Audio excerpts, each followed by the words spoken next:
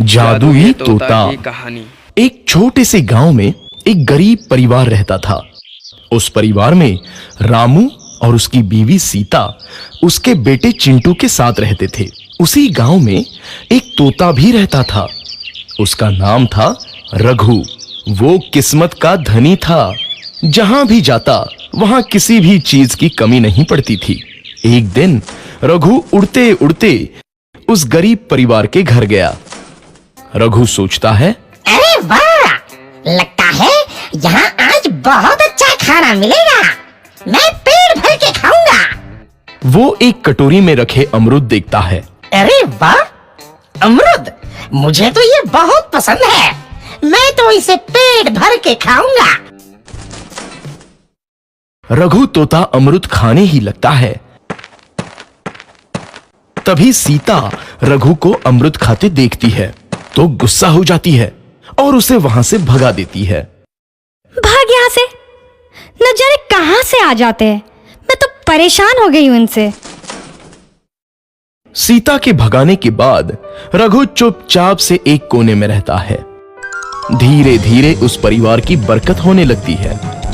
एक दिन रामू और सीता खाना खाते वक्त बातें करते हैं। आजकल हमारी बहुत तरक्की हो रही है, काम भी अच्छा चल रहा है। रामू कहता है। इस पर सीता कहती है, सच कहा, भगवान हमेशा ऐसे ही हम पर मेहरबान रहे। बेटा चिंटू भी कहता है, पिताजी, मुझे खिलौना लेके दो ना, मेरे सभी दोस्तों के पास है। रामू कहता है, ठीक है, जरूर लाऊंगा।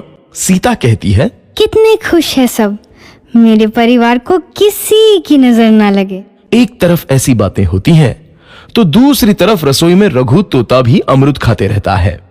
मजा आया, अमरूद खाया, मजा आया, अमरूद खाया, मजा आया। तभी सीता रसोई में आती है और रघु तोते को अमरूद खाते देख बहुत गुस्सा होती है। सीता रघु को बाहर निकालने के लिए पिंजरे में अमरूद रखती है। रघु जब अमरूद खाने लगता है तो पिंजरे का दरवाजा बंद हो जाता है और वो उसमें फंस जाता है। मुझे बाहर निकालो, मैं यहाँ फंस गया हूँ, मुझे बचाओ। अगले दिन सीता पिंजरा उठाकर बाहर दूर उस रघु को छोड़ देती है। रघु के जाते ही उनके घर आई बरकत धीरे धीरे कम हो जाती है। उन्हें बहुत घाटा होता है। सीता कहती है, ये क्या हो रहा है? अचानक इतना कैसे बदल गया? अभी तक तो सब कुछ अच्छा चल रहा था। रामू कहता है, लगता है भगवान हम पर रूठ गए हैं। चिंटू भी कहता है, लगता है अब मुझे खिलौने भी नहीं मिलेंगे। और वो रोने लगता है और बाहर चला जाता है। कुछ दिन बाद रघु तोता फिर से उस घर में आता है। वापस आया, मैं वापस आया, अब मैं जमकर अमरूद खाऊंगा। रघु सीधा रसोई घर में चला जाता है और अमरूद खाने लगता है। कुछ देर बाद सीता रसोई में आती है और रघु को देख कहती है, एक तो घर में पहले से इतनी दिक्कत चल रही है और ऊपर से ये तोता मुझे और परेशान कर रहा है।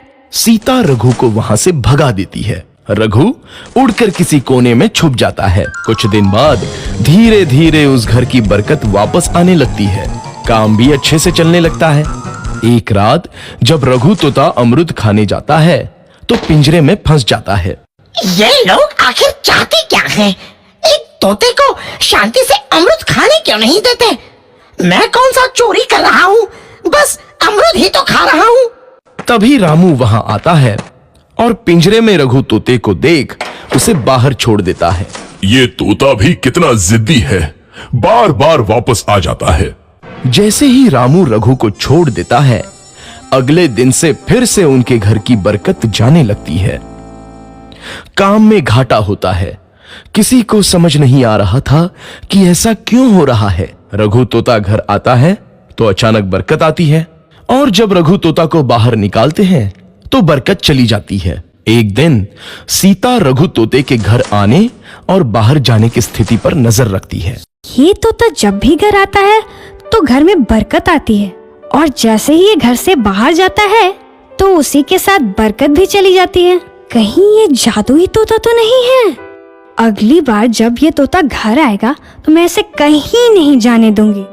सीता रघु का बहुत इंतजार करती है लेकिन रघु तोता दोबारा उस घर में कभी नहीं आता।